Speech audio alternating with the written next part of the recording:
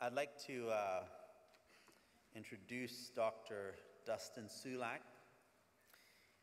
He is an integrative medicine physician with an emphasis in osteopathy, is that correct? Mind-body medicine and medical cannabis. His clinical practice focuses on treating refractory conditions in adults and children with an individualized, health-centered approach. Dr. Sulak received undergraduate degrees in nutrition science and biology from Indiana University, a doctorate of osteopathy from the Arizona College of Orthopedic Medicine, and completed an orthopedic rotating internship at Mean Dartmouth Family Medical Residency.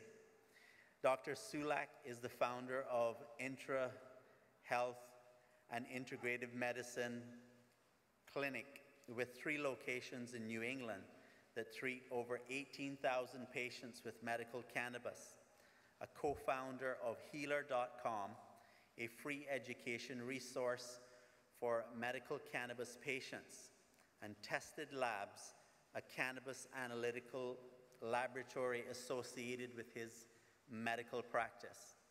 He sits on the board of directors of the Society for Medical Cannabis Clinicians. Dr. Sulak is a pioneer and teacher in the emerging field of cannabinoid medicine. With that, please welcome Dr. Sulak.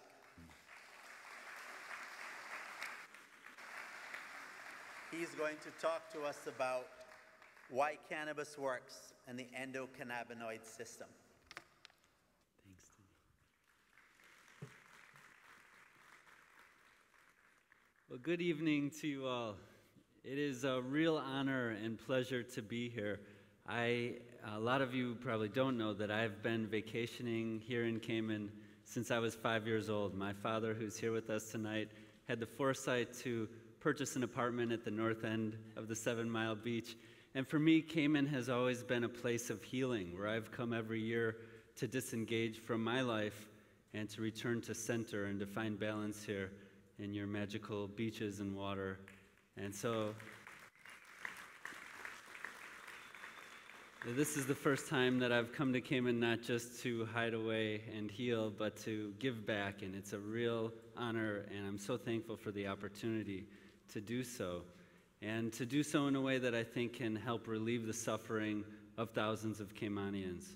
So tonight, this first talk is an introduction to the endocannabinoid system. In other words, how and why does cannabis work? And I'm going to expand a little bit on my introduction, also as part of my disclosure. As Mr. Warren mentioned, I run 3 clinics in New England. I work with about 16 medical providers, doctors, and nurse practitioners, and together we treat around 18,000 patients, almost all of whom are using cannabis to treat real debilitating medical conditions. I started this practice back in 2009, and I had no intention of becoming a cannabis doctor. I was in a micro practice all by myself. Actually, when I started, I was making my own appointments. I was treating people with conventional and alternative medicine, but focusing on safe and natural and less invasive treatments whenever possible. But I happened to be in the right place at the right time. In 2009, when I started my practice, my state, Maine, had just passed a medical cannabis law, and there was really only one other doctor in the state who was willing to consider seeing patients to certify them to use cannabis, and his panel was full. He was actually one of the teachers, faculty members in my residency program. So I became very popular very quickly because there was no one else to see these patients. And at first, I was seeing patients that were already using cannabis to treat a variety of different conditions and a variety of different ways of using the herb, and I was really just listening to my patients and learning a lot from them. But fast forward 8 years later, I'm seeing a number of patients from both ends of the spectrum, the very elderly, infants and newborns. We're seeing people that have never considered trying cannabis before. Almost all of our patients have failed conventional treatments and are looking for some alternative that will help them. So it's been incredibly rewarding. We have great results in my clinic, and we'll share some of that with you in the second lecture, but I can't take credit for those great results. It's because we're working with a medicine that's just very effective. Here's a breakdown of the primary diagnosis which patients have in my clinics in Maine. As you can see, 72% come in with chronic pain as their primary diagnosis. That's the bread and butter of our practice, and we have incredible results. We also see PTSD and a number of other conditions: nausea, hepatitis, cancer, seizures, inflammatory bowel disease, and so forth. Around 3 years ago, when CNN started showing episodes about cannabis helping pediatric patients with severe epilepsy, I started having moms coming into my practice holding unlabeled bottles of tinctures saying, "How many drops of this should I be giving to my son or daughter to treat their seizures?"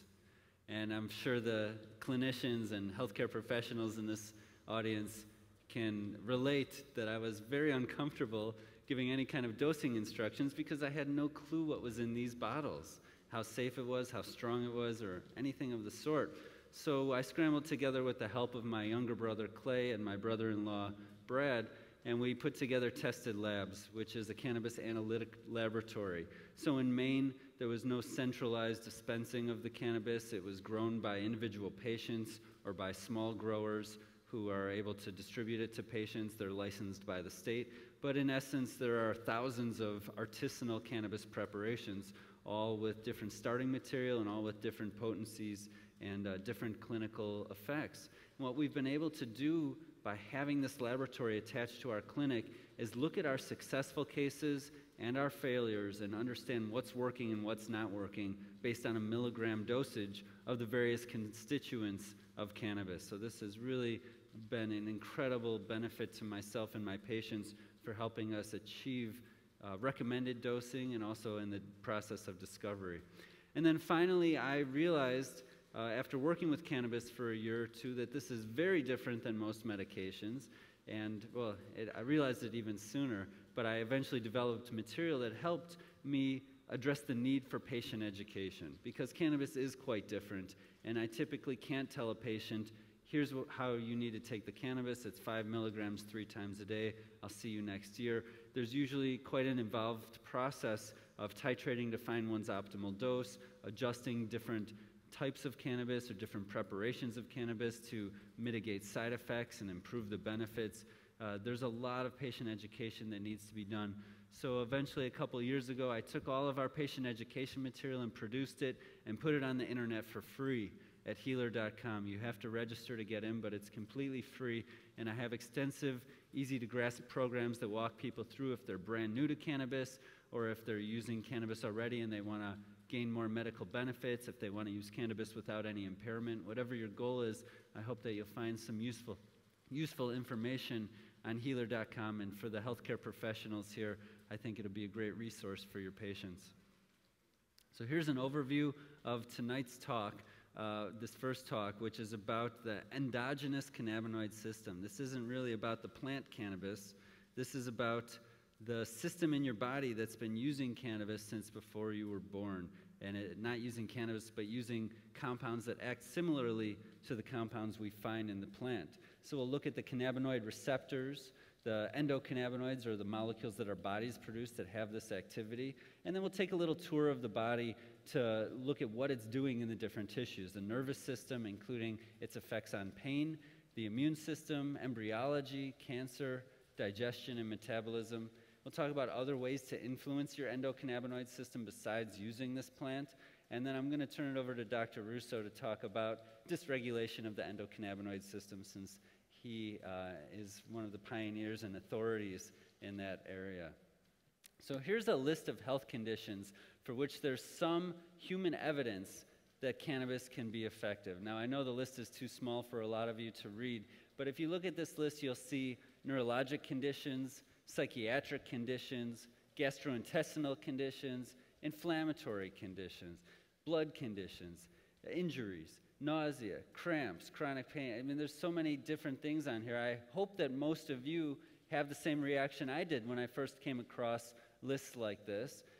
with skepticism, right? This is certainly too good to be true. How could one herb possibly treat so many different conditions? This must be some sort of a panacea or snake oil.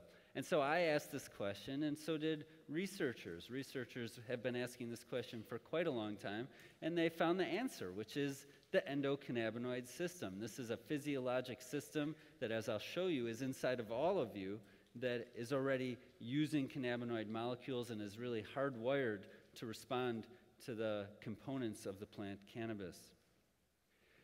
The system was really discovered back in 1993, and this is a PubMed search for the term endocannabinoid. You can see that in 93 there were 10 citations. These are peer-reviewed scientific articles. There were 10 in 1993. There's almost 8,000 right now.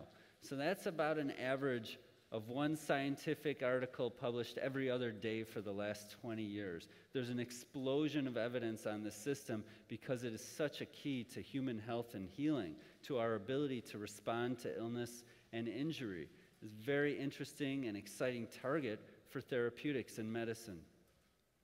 Now, the discovery of the endocannabinoid system lagged behind our discovery of other systems, for example, the endorphin system.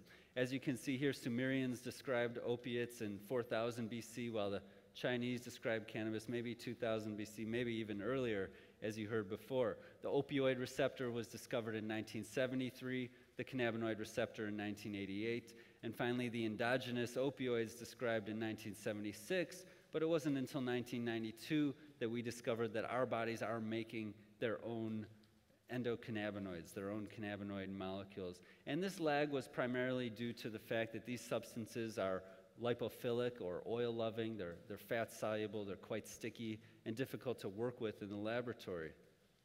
So let's take a tour of the endocannabinoid system. Oh, sorry, there was one point that I forgot to make here. It says it on the slide, but our bodies are synthesizing these endocannabinoids as a response to cellular stress, aimed at reestablishing cellular homeostasis. Homeostasis is the maintenance of a stable internal environment despite fluctuations in the external environment. It's a very basic component to health and life in any biologic system. And the endocannabinoid system is right there, helping us maintain homeostasis at a cellular level. So the cannabinoid receptors, these are receptors that sit on the membrane of the cell. So we have a cell that has an outer shell, and in that outer shell, there are these receptors that act like keyholes for signaling molecules that would be the keys that fit into them and serve some purpose for communication amongst the cells, to communicate with themselves and to communicate with their neighbors. And these are just images of the cannabinoid receptors. Humans have two cannabinoid receptors, which are called CB1 and CB2 receptors. And these receptors are found in different tissues all over the body. CB1 receptors are primarily found in the central nervous system, but as you can see, they're elsewhere in the gonads and the connective tissues and so forth. CB2 receptors are primarily found in immune cells, but they're also found in other tissues. And what's interesting is that even if you have a tissue type that doesn't commonly express some of these cannabinoid receptors, when they become injured or inflamed, then they start to express these receptors because it's an adaptive response to stress. When our bodies become ill, we start using this system even more to help us return to balance. These are images of the CB1 receptor distribution in the human brain with the more orange and red colors, the highest densities. But you can see these receptors are really all over the brain. Here's an image of CB2 receptors in the peripheral. You can see them in the bones and the connective tissues and the lymphatics and your liver, your spleen, basically all your organs and tissues have these receptors for cannabinoids. So it's no wonder that cannabis and the compounds found in the plant can have such a broad effect on our systems. Now, these cannabinoid receptors are extremely old, much, much older than the plant cannabis, which might be around 34 million years old. Animals have been using cannabinoids for 600 million years. And very primitive animals like the sea squirt, for example, have a cannabinoid receptor that's almost identical to the one in all of us. So when you see a physiologic system that's so highly conserved amongst vastly different species, it tells us that this is an important system. It's doing a very important job, and it's been preserved throughout history.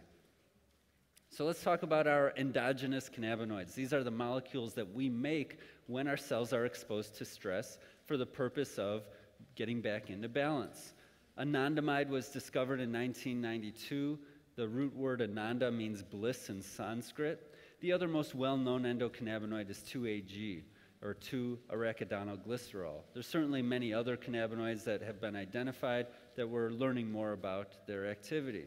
Now, in our brains and our nervous system, these endocannabinoids act as retrograde transmitters, and I'll show you a little bit about what that means in the next few slides. Elsewhere in the body, there are autocrine or paracrine mediators. So this means that a cell is going to produce these to communicate with itself or its neighbor to get back into balance. They're synthesized on demand from precursors in the cell membrane, these omega-6 fatty acid precursors, and they're immediately released, and then they're broken down by certain enzymes. Now, these enzymes can also be targets of therapeutics, because if you were to inhibit the enzyme that breaks down endocannabinoids, that means that you'll have higher levels of endocannabinoids in your tissues, which could have health benefits. So we're just going to take a little tour of the body here. The nervous system, connective tissues, immune system, neoplasm or cancer, embryology, digestive system, and hunger and metabolism. So the CB1 receptor is distributed throughout the brain and central nervous system. As I mentioned, it's actually the most common cell membrane receptor, G protein coupled receptor in the brain. This means you all have more cannabinoid receptors in your brain than you have dopamine or serotonin or glutamate or GABA receptors. The cannabinoid receptors are just everywhere. And they have highest densities in certain areas of the brain that correlate with the acute effects of THC that we would see if someone used a lot of THC, or if they were new to it, they would have effects on their short-term memory, their cognition, their mood and emotion, their motor function or ability to move, and also their pain signaling or nociception. But what's so wonderful about using cannabinoids as a medicine is that the cannabinoid receptors are virtually absent in the brainstem areas that control our heart rate and our breathing. And what this means is that unlike opioid painkillers or unlike benzodiazepine, muscle relaxants, or anxiety drugs, there is no lethal overdose of cannabis. There is no dose of these cannabinoid compounds that can shut down your heart rate and your breathing. And that's because in the wisdom of the creator of our brains, we don't have cannabinoid receptors in those areas that control breathing and heart rate. Now, in the nervous system, we have what's called retrograde signaling of cannabinoids. And this is an oversimplified diagram that shows the synapse, or the space where two nerves get together to communicate with each other. We have the presynaptic nerve on top and the postsynaptic nerve on the bottom. And our typical model of neurotransmission is that these signaling molecules, neurotransmitters, are stored in vesicles. And when an electrical signal comes down the nerve, they're released into the synapse. They diffuse across the synapse, interact with the receptor on the postsynaptic cell, and the message gets sent along through the nervous system and out to the muscle or whatever organ is being controlled here. Well, cannabinoids in the nervous system do the opposite. The receptors are found on the presynaptic nerve terminal. The cannabinoids themselves are produced in the postsynaptic nerve. And they're produced typically for the purpose of telling that presynaptic nerve, you don't have to release any more neurotransmitter. That's enough. Stop release. And so we'll get into a little bit more detail here. This is an example of an excitatory synapse where glutamate is being released. Eventually, with enough glutamate release, that postsynaptic cell will open its calcium channel and even upregulate the glutamate receptors. That signaling eventually is going to get too strong, too much excitement in the brain. And at that time, the cell will produce an endocannabinoid, which will go backwards across the synapse, close that presynaptic calcium channel, in essence saying, that's enough glutamate, don't release anymore. Too much excitement, we got to bring things back into balance. Now, the same exact process happens in an inhibitory synapse. So if there's too much GABA being released, which will inhibit function in the nervous system, the same thing. The cannabinoid goes backwards across the synapse and says, there's too much inhibition. We need to bring things back into balance. So now you're starting to get the picture of how this is truly a homeostatic system. If there's too much excitation, if there's too much inhibition, cannabinoids can bring both back into balance. But that's not all that cannabinoids are doing in the nervous system. These two processes that I just described, along with at least 3 others, are part of what we call neuroplasticity. Neuroplasticity is the process of sprouting of new nerve endings and making new connections, emphasizing certain neural tracts, and it's involved in all types of adaptive learning, from acquiring a new skill or acquiring a subconscious emotional pattern, recovering from a stroke. All of these are examples of neuroplasticity that cannabinoids are regulating. And not only are they regulating neuroplasticity, they're also providing protection in the central nervous system. So whenever there's an injury or a trauma, it doesn't matter if it's a chemical trauma, a mechanical trauma like a blunt impact, it could be an ischemic trauma like a stroke, these molecules can protect the nerves. They can preserve nerve function, prevent them from dying, reduce seizure activity, limit the infarct size or the size of damage after a stroke, and even these have been tested in preventing perinatal brain injury and shown quite effective. That's brain injury from babies who don't get enough oxygen during the birth process, and it's working at least in baby pigs in the published literature. Now, the U.S. government knows about this quite well. They have a patent that the government owns. In 2003 it was issued, called Cannabinoids as Antioxidants and Neuroprotectants. And in this patent, the research and the hypothesis is described that cannabinoids can be a great treatment for things like Alzheimer's and multiple sclerosis, stroke, and so forth. We have a schizophrenic federal government in the United States. We have the United States Department of Health and Human Services saying, this is a great medicine, let's get a patent on it. And then we have the Department of, the Drug Enforcement Agency in the Department of Justice saying, this is such a dangerous substance, you can't even use it under the guidance of your physician. It has no medical value. 2 very different opinions by 2 branches of the United States government. Now, continuing with our tour, we have autonomic tone. The autonomic nervous system is the part of the nervous system that controls the things you don't think about, like your heart rate, your breathing, whether you're sweating or not, and so forth. And this has a lot to do with health overall. We have the fight or flight nervous system and the rest and digest nervous system. And good health depends on these 2 aspects of our body being in balance, so that when we need fight or flight, we can do it, and when we need rest and digest, we can do that as well. A lot of disease comes from pathologic states of the autonomic nervous system. For example, causing us to be nervous and scared when we should be relaxing, and so forth. The cannabinoid receptors are found, of course, in these areas of the nervous system, and again, when those parts of our nervous system are overactive, the cannabinoids will be produced and released, stimulate that CB1 receptor to dampen it down again. So if there's too much sympathetic activity or too much parasympathetic activity, again, we're going to bring things back into balance. This has widespread implications on overall health. These autonomic effects are also seen in the heart tissue itself. Activating the CB1 receptor can cause changes in heart rate and contractility. We have vascular tissue that responds to CB1 activation, causing vasodilation. This means that the blood vessels will dilate. This can cause an antihypertensive or a blood pressure lowering effect in humans. And it's been suggested in animal models that cannabinoids can have a protective effect during heart attack. And there's actually a little bit of human evidence that supports this, that people who have THC in their system at the time of a heart attack, at least in one study, they were less likely to need an intervention in the hospital, less likely to die, and more likely to have a better outcome. Now we'll do a brief run through of the endocannabinoid system in pain. Endocannabinoids are involved in our response to acute pain, persistent inflammatory pain, as well as neuropathic pain.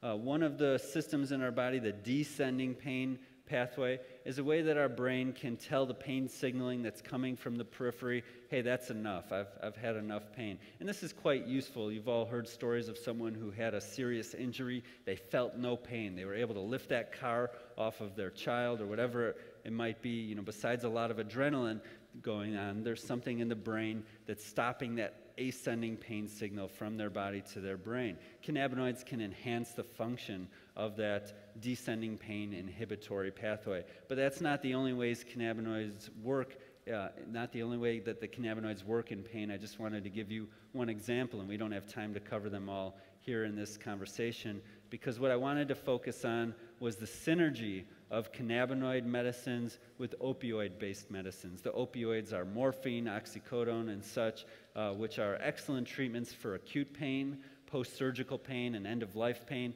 but tend to be very poor treatments for chronic pain. And this is an unfortunate problem that we've been finding out about quite a bit in the U.S., and I'll speak more on it in my second presentation. But the cannabinoids and the opioids in the body work together. These receptors live very close to each other in areas that control pain, and there's this real synergy there. So our bodies are producing endorphins, which are morphine-like molecules, producing endocannabinoids, cannabis-like molecules, and they're working together to have an anti-pain effect.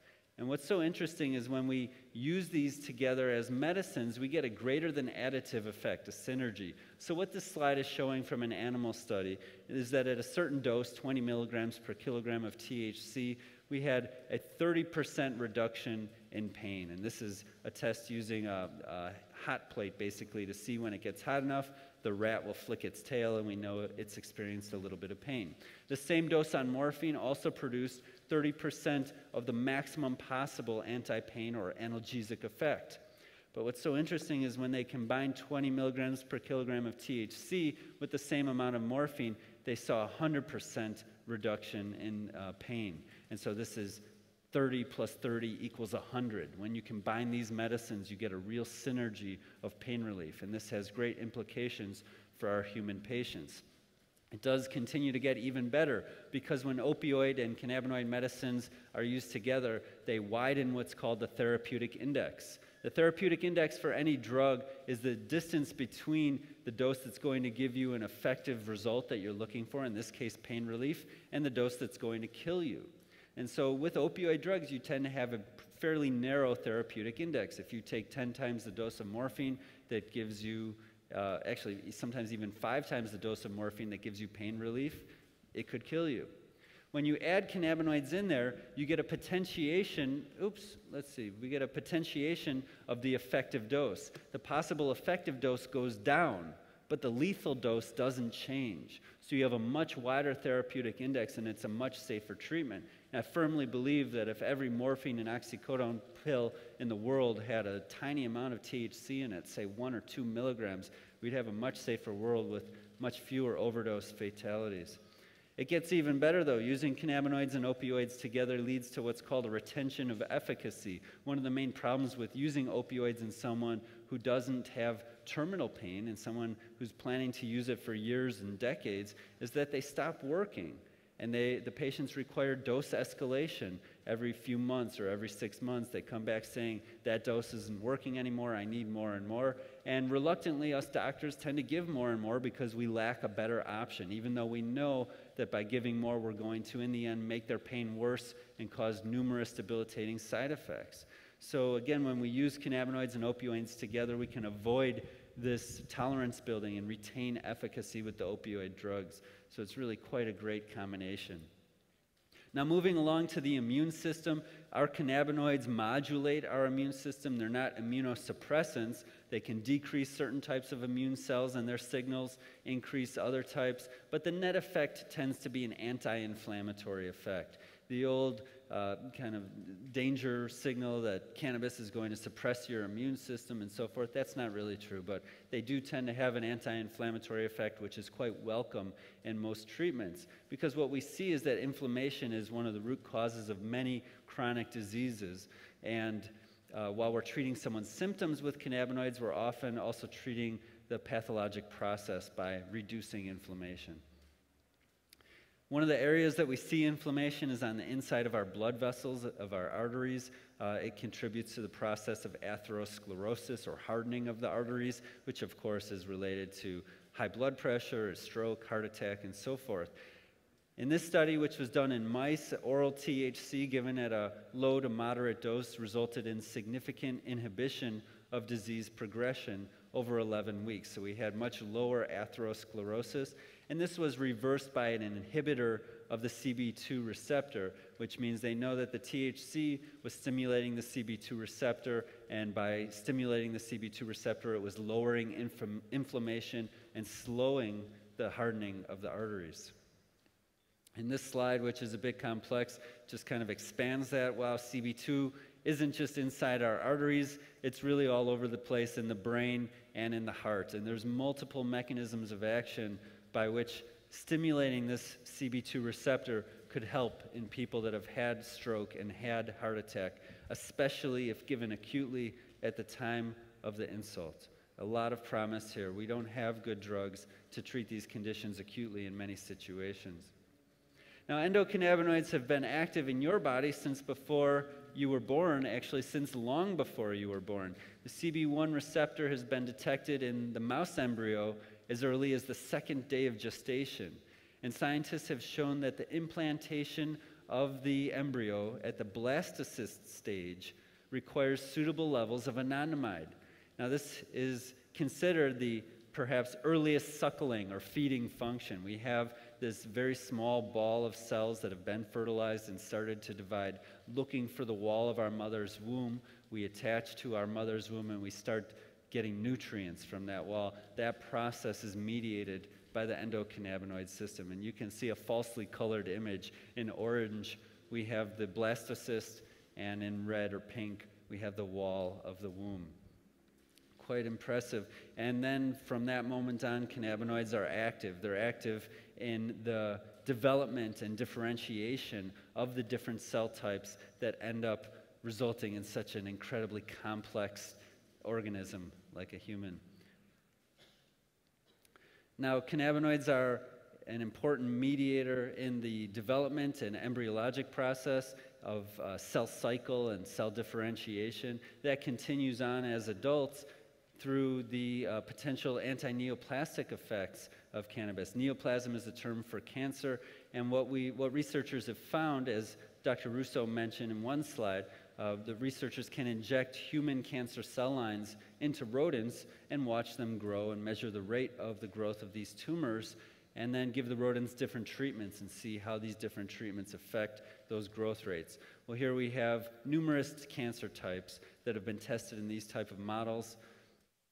And what researchers have found is that there's multiple mechanisms of action by which cannabis can affect cancer in a positive way. The first is keeping the cancer from growing, just halting the progression, stopping the cell who should have died from growing and multiplying again and again and again. Cannabinoids can also trigger apoptosis, which is called a term of programmed cell death. So really, our cells are supposed to live a certain length and then they're supposed to die and recycle themselves. It's when they forget to do that that they become cancer. Cannabinoids can remind them to do that and turn this process back on. They also have been shown to prevent the growth of blood vessels, which are needed to feed the growing tumors. And finally, they can prevent the cancer cells from migrating from one part of the body to another, which is obviously a very bad sign and an advanced stage of cancer when it starts doing that. Now, the great thing about cannabinoids in cancer is that these are selective anti-tumor components that can kill the cancer cells without killing the healthy human cells. This is always one of the goals of chemotherapy or any cancer treatment, is how can we kill the cancer cells while leaving the healthy cells alone? Well, cannabinoids really excel at that process. Moving on, we have cannabinoids found in the digestive system. This is one of the areas that cannabis as a medicine is most well known for in its success as an anti-nausea and vomiting agent. The receptors are present throughout the nervous system in the gut. They can relax the sphincter at the bottom of the esophagus.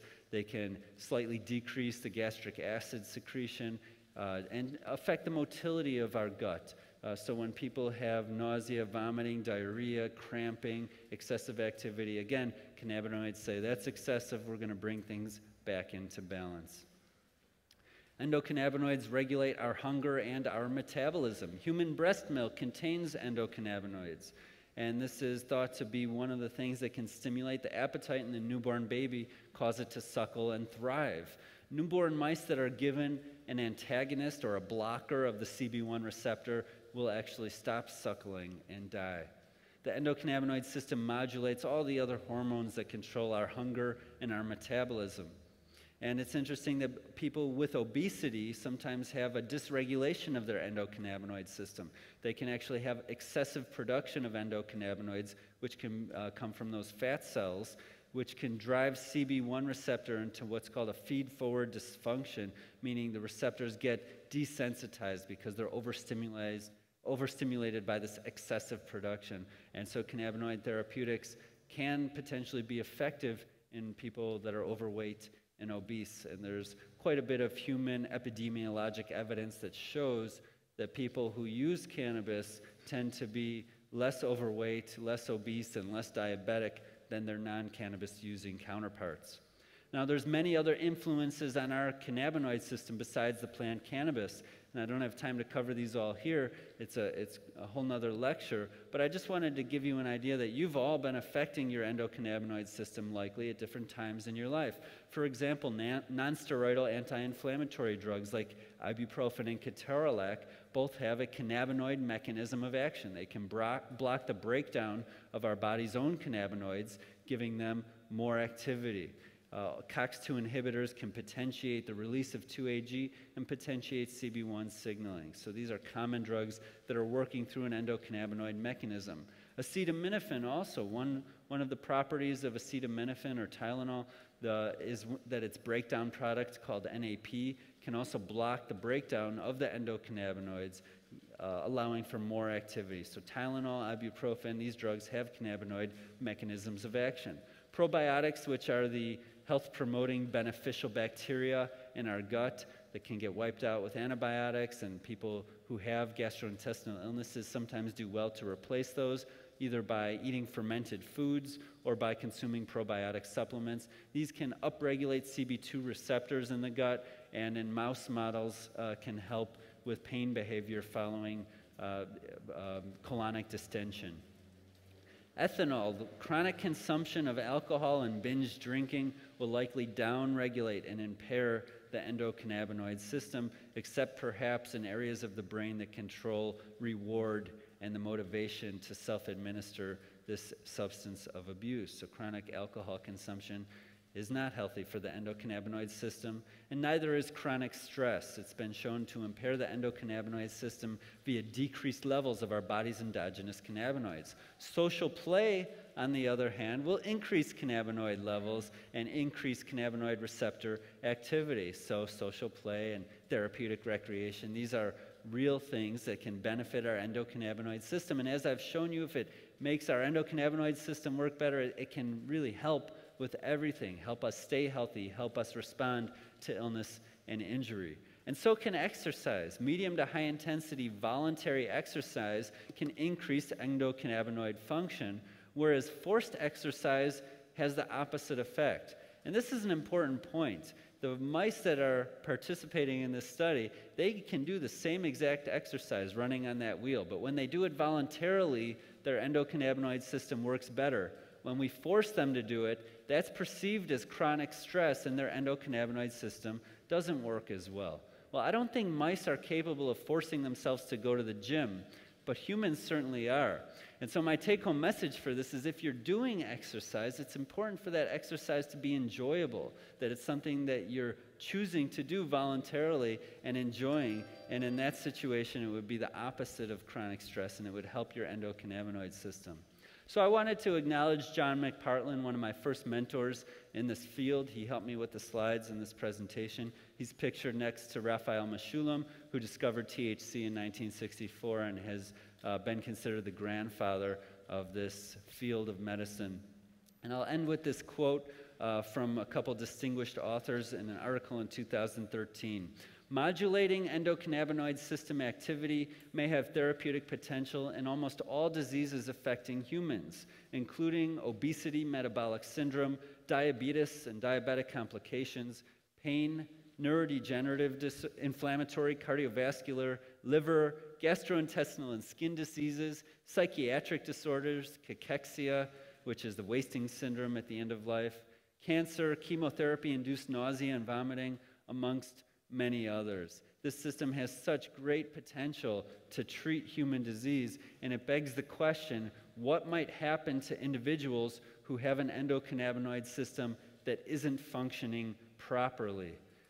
How do they show up? So we're going to let Dr. Russo answer that question in just a moment. I wanted to put a plug in for any of the healthcare providers here, an expanded version of this talk that really covers the whole physiology, well, not the whole physiology, but an expanded version of the physiology of the endocannabinoid system is available online with continuing education credits at the Medical Cannabis Institute. It's a great resource for clinicians to get education on this topic.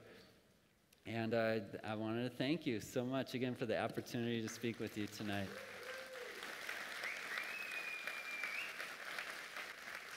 So now I'll turn it over to Dr. Russo to tell us what might happen when the endocannabinoid system is malfunctioning.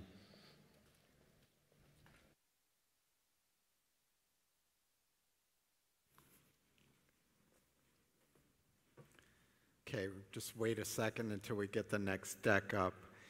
Once again, my email is there, ethanrusso@comcast.net.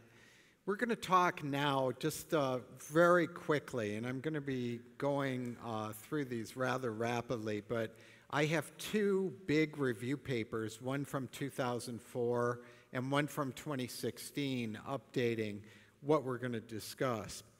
Back in 2000, I was thinking about this.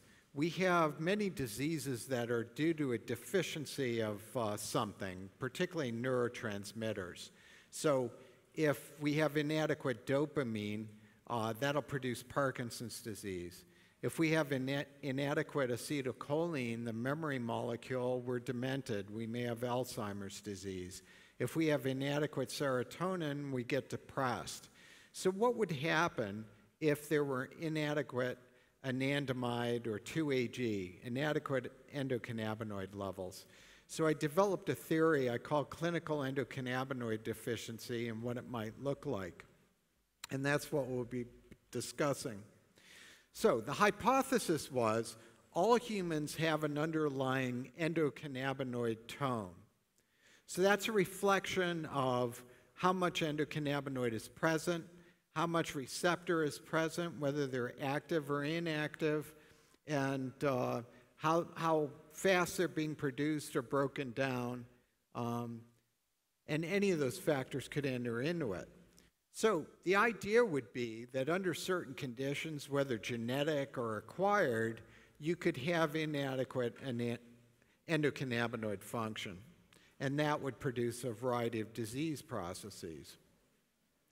So the three that I was most interested in back in 2004 in this article were migraine, fibromyalgia, and irritable bowel syndrome. But we also discussed the possibilities that endocannabinoid deficiency was associated with this other list of things, everything from infantile colic to severe nausea pregnancy, hyperemesis gravidarum. There are some interesting facts that supported this theory, even when we didn't have direct proof back in 2004. So, first of all, headache disorders are comorbid with fibromyalgia, and I'll explain a little more about each disease. Comorbidity means that they occur in the same individuals. So the people with headache, 97% of 201 fibromyalgia patients, when they were closely examined historically, had both disorders. Similarly, about 36% of people who had migraine also had fibromyalgia, so it worked both ways. Similarly, almost 32% of irritable bowel subjects had fibromyalgia, and 32% of the fibromyalgia subjects had irritable bowel. So it's like overlapping rings. Some people are going to end up having one, they could have two, or they could have all three, and it's not necessarily at the same time. It can be over the course of a lifetime. Now the problem is, I know, because I was guilty of the same thing earlier, when I was Dustin's age, decades ago, I thought fibromyalgia was a semi-mythical pseudo-disease. That's what I called it, and I'm admitting that to you now, but it has a biochemical basis in the brain.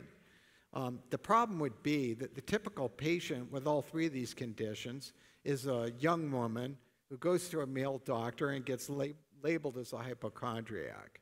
And that is a shame because these are real disorders. But what they have in common additionally is none of them have typical lab tests. There really isn't any test or imaging that shows you that you have it. It's based on a historical diagnosis. So let's talk about irritable bowel syndrome.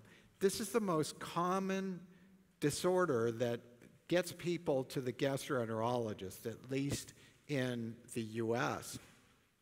But they often get an extensive workup with no findings. And they get tried on a bunch of medicines that don't work, including the prescriptions that were designed for it, some of which have very serious side effects, and they're still not better, sometimes decades later. What we've come to know is there's a visceral hypersensitivity. That's a way of saying that the gut is overreactive. And it acts in a way that's the same as neuropathic pain. Just like to the patient with diabetic neuropathy, if I touch me, it doesn't hurt, but you touch them, it's a burning pain, far out of proportion to what you would expect. It's the same thing in the gut. And if you're walking around with a gut that's upset all the time, you cannot enjoy your life or function to your optimum. Well, the gut works on biochemistry. I like to say that the gut and the brain speak the same language. But way early on, it was suggested that cannabinoids could help. And we know this historically again. In the 19th century, one of the first successful treatments for cholera, a severe diarrhea with tons of fluid, was cannabis. Since cannabinoids regulate, as you heard, both the propulsion through the gut and the secretion of fluids, it makes perfect sense. So let's move on. Just a little study from Australia. They basically looked at the structure of the gut and how it worked and found out that cannabinoids were important in this regulation of the contraction of the gut. And it would apply to the fluids as well. There has been a genetic variant that's been noted in certain patients with irritable bowel syndrome. Now, they unfortunately just had Caucasian patients. They couldn't generalize this to everyone, but this seems to have validity. Right. And, well, this, we had a little formatting issue. Fibromyalgia has many analogies to irritable bowel. In this instance, it's an irritability and pain in the muscles. It remains a controversial diagnosis, as I've alluded to previously, but again, it's the most common reason that people go to a rheumatologist. Much as within the gut, this is a central sensitization, meaning that there's an overreactivity of excitatory neurotransmitters in the brain that produces a neuropathic pain. It also produces what's called a secondary hyperalgesia, meaning that it can spread. It's not just, won't be just a shoulder pain, but it eventually becomes an arm pain or can spread to the rest of the body. This overreactivity to pain has been proved to be mediated through the endocannabinoid system. It's a central endocannabinoid hypofunction. In other words, an underreactivity of it. So you see, I really wasn't making much of a leap of faith to come up with this theory. Now, this type of overreactivity extends to many other neuropathic pain diagnoses, including complex regional pain syndrome and a variety of others. And we know that cannabis has been frequently used to treat this. Now, just a little bit about studies. There was a study done in Germany for For some reason, the ethics committee wouldn't let them use placebo. They had 9 patients, and unfortunately, they were just using THC, which, as we've heard, is poorly tolerated on its own without the things in cannabis that we'll be discussing subsequently. Only 4 patients could complete the study, but the ones that did had marked reduction in pain, and we can demonstrate that here. So they went from a pain level of 8 on a visual analog scale down to 2.8, and that is statistically significant.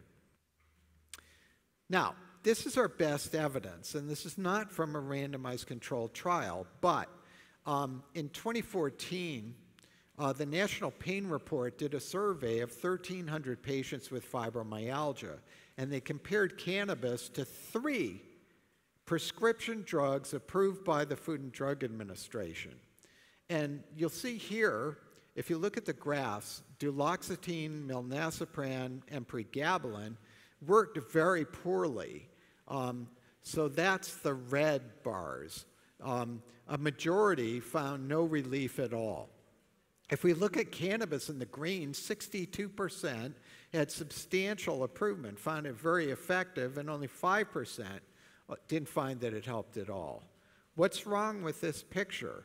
The prescriptions don't work and cannabis does, at least according to the patients, if we should pay attention to that. Now, let's move to migraine. I'm not going to go into a lot of detail here. Migraine is an incredibly complex biochemical disorder of the brain. Excuse me. But it has in common this overreactivity. People who have migraine are super sensitive to light and to sound, and we can demonstrate that their pain threshold out in the body is also reduced. So there's a sensory overload in this, beyond the headache and nausea. We know that anandamide is tonically active. It has a baseline level of activity in the brainstem, the periaqueductal gray that's the migraine generator.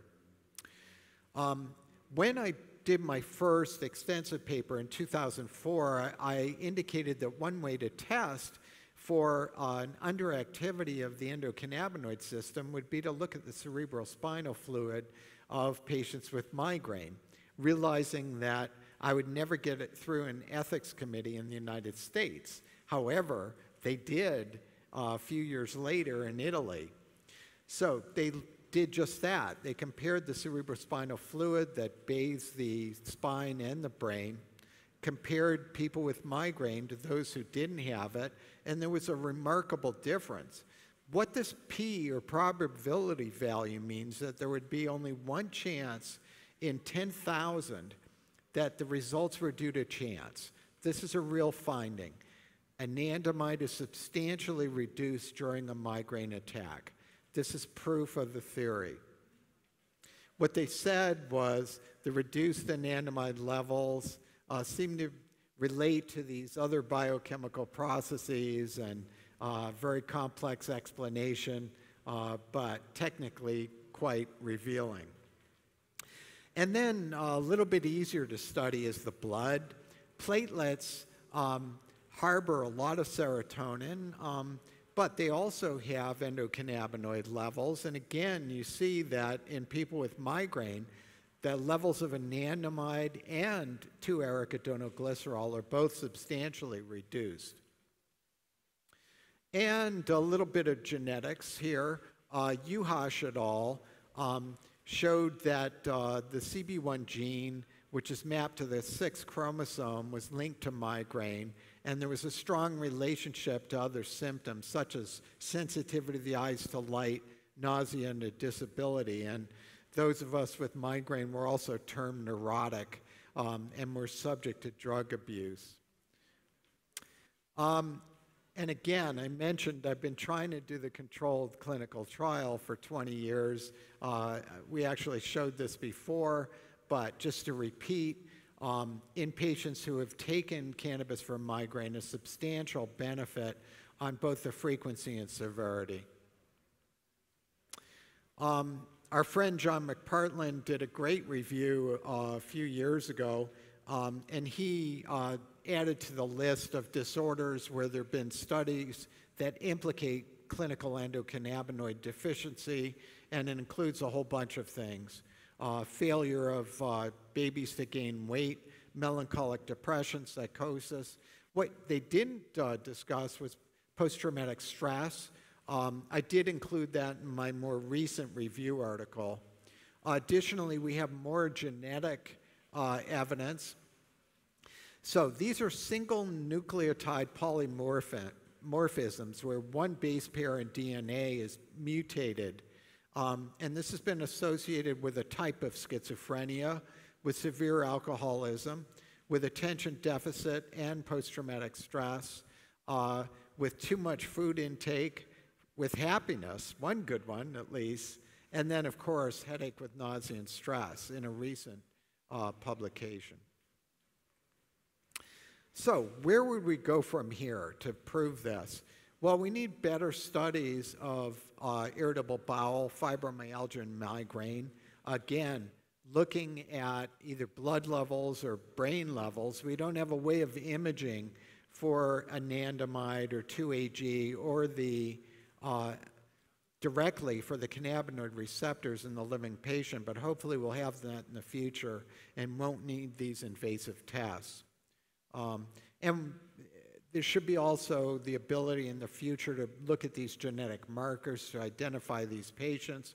What we really need is the controlled clinical trials that will provide doctors with the kind of proof that they need to feel comfortable in using cannabis to treat these disorders. And we'll close that section, and I thank you again. So I think we have a break now. Is that correct? Okay. So